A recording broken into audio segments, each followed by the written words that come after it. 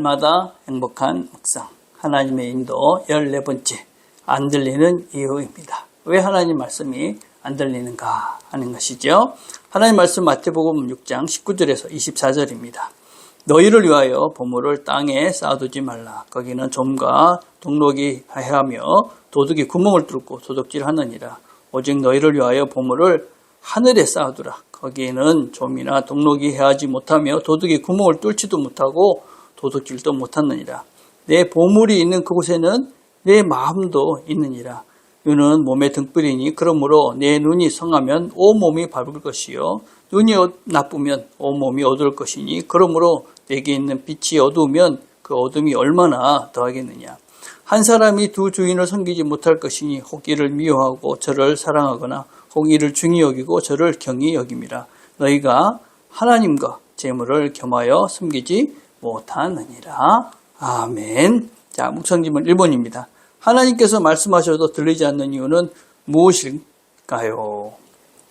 자, 무엇일까요? 내 마음에 하나님이 없기 때문이다 라고 할 수 있습니다. 내 보물이 있는 곳에, 내가 귀하게 여기는 곳에 내 마음도 같이 있게 되어집니다. 하나님이 나의 보물이다. 그러면 그 보물은 내 마음속에 있는 것이죠. 그러면 하나님께서 말씀하시는 것은 들릴 수밖에 없다 하는 것입니다.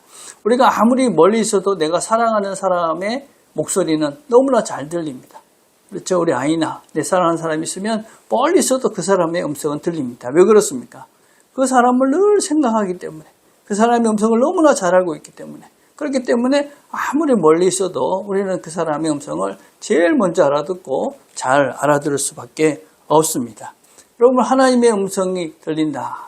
그것은 여러 가지 의미가 있는 것입니다. 소리로 들리는 그런 차원이 아니라 깨달음과 또 우리가 이해함과 그렇구나. 그래서 하나님께서 나에게 말씀하시면서 나의 삶을 이끌어 가시는구나 하는 그런 확신을 말합니다. 그런데 내가 그런 하나님께서 나에게 말씀하신다라는 것에 대해서 전혀 그런 경험이나 또 그런 삶이 없다. 그렇다면 우리는 한번 내 마음의 중심이 어디 있는지를 한번 깊이 생각을 해봐야 되는 것이죠. 정말 내가 하나님을 사랑하고 하나님이 내 마음 깊은 곳에 있는가? 그렇다면 하나님은 나에게 말씀하시고 우리는 그 음성을 들을 수 있다 하는 것을 꼭 기억하실 필요가 있습니다. 자, 2번입니다. 눈은 무엇이라고 말하고 있습니까? 무슨 의미일까요? 눈은 몸의 등불이다. 그 당시 사람들은 눈을 통해서 모든 것들이 들어온다고 생각을 했습니다. 그래서 눈이 밝으면 좋은 것을 받아들이고 눈이 나쁘면 안 좋은 것을 받아들인다. 그런 의미를 가지고 있는 것입니다. 여러분, 눈을 통해서 모든 것들이 들어온다. 그것은 또 다르게 해석을 하면 우리가 무엇을 보느냐 하는 것입니다. 무엇을 보느냐? 무엇을 봅니까? 내가 관심이 있는 것을 봅니다. 관심이 있는, 내 마음에 있는 것을 보는 것이죠. 내가 정말 하나님께 관심이 있다. 그러면 하나님을 보는 것이죠. 하나님의 말씀을 보고 하나님의 뜻을 알기를 원하고 하나님께서 기대하시는 것들, 하나님의 마음을 자꾸 보려고 애를 쓰는 것이죠. 하나님을 보는 것이죠, 자꾸 우리가. 근데 내가 그게 아니고 하나님을 보려는 마음이 전혀 없고 내가 다른 걸 본다. 물질을 보고 명예를 보고 안락함을 보고 편안함을 보고 세상에 좋은 것들만 자꾸 그것만 보고 있다. 그러면 내 마음이 어디에 있는 것입니까? 내 마음이 하나님께 있지 않는 것이죠. 그리고 우리가 그걸 자꾸 보니까 내 마음은 점점점 하나님이 아닌 다른 것으로 채워져 갈 수밖에 없는 것입니다. 그래서 우리가 무엇을 보느냐 하는 건 대단히 중요한 것입니다. 내가 뭘 보고 살아가느냐, 뭘 제일 많이 보고 있느냐, 무엇을 가장 많이 보고 싶은가, 또 무엇으로 내 마음을 채워가고 싶은가, 무엇으로 내 마음을 정말 채워가고 싶은가, 뭘 많이 보면서 그걸 채워가고 싶은가. 세상의 물질과 재물과 안락함과 편안함과 명품 이런 것들인가, 아니면 하나님의 사랑과 하나님의 평안과 희생과 겸손과 온유와 인내와 이런 하나님의 마음인가. 무엇을 보느냐 하는 것이 중요하다. 자, 3번입니다. 두 주인을 섬기지 못한다는 말씀과 하나님의 말씀이 들리지 않는 것은 어떤 상관관계가 있을까요? 하나님과 재물을 동시에 섬길 수 없다. 그렇게 말합니다. 그 말의 의미는 우리는 하나를 선택하면 하나는 포기할 수밖에 없다 하는 것입니다. 근데 우리의 문제는 무엇입니까? 우리는 두 개 다 가지고 싶습니다. 하나님도 갖고 싶고 재물도 가지고 싶습니다. 우리는 성경이 말하는 경고를 꼭 기억해야 됩니다. 성경이 뭐라고 말합니까? 부자가 천국에 들어가는 것이 낙타가 바늘기에 들어가는 것보다도 어렵다. 아주 어렵다. 힘들다. 물론 하나님은 다 하실 수가 있는 분입니다. 그럼에도 불구하고 물질의 풍족함이라는 것은 우리로 하여금 점점 하나님보다는 이 세상에 더 발을 딛고 그 편안함과 안락함을 누리도록 우리가 하나님 아버지를 바라보지 못하게 하는 면은 분명히 많다 하는 것을 우리가 기억해야만 합니다. 그래서 우리는 선택해야 됩니다. 하나님을 선택하든지 아니면 물질을 선택하든지. 우리가 물질을 선택했다는 것은 하나님은 포기된 것입니다. 그러니 하나님의 말씀을 들리지 않는 것이죠.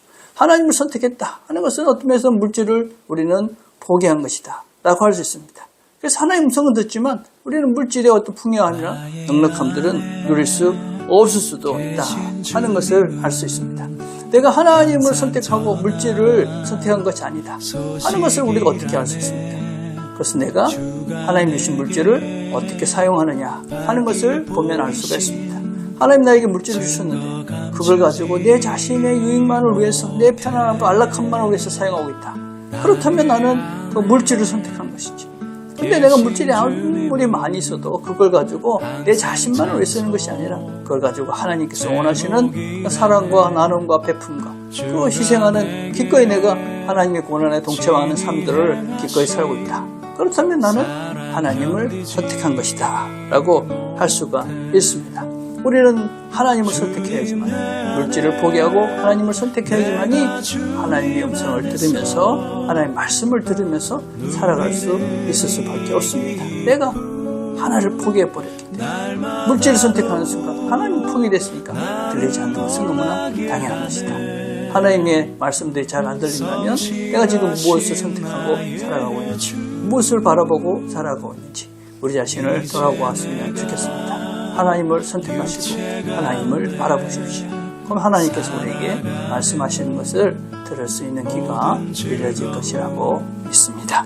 우리가 함께 드릴 기도는 하나님만 섬기는 신앙이 되도록 기도했으면 좋겠습니다. 기도하겠습니다. 하나님 감사합니다. 오늘도 함께 말씀을 들었습니다. 우리 모두가 기꺼이 하나님을 선택하고 하나님께서 말씀하시는 음성을 듣고 우리가 영생의 길, 영원한 길, 하나님과 함께하는 그 걸음들을 날마다 걸어가는 우리 모두가 되도록 은혜를 베풀어 주시옵소서. 예수님의 이름으로 기도드립니다.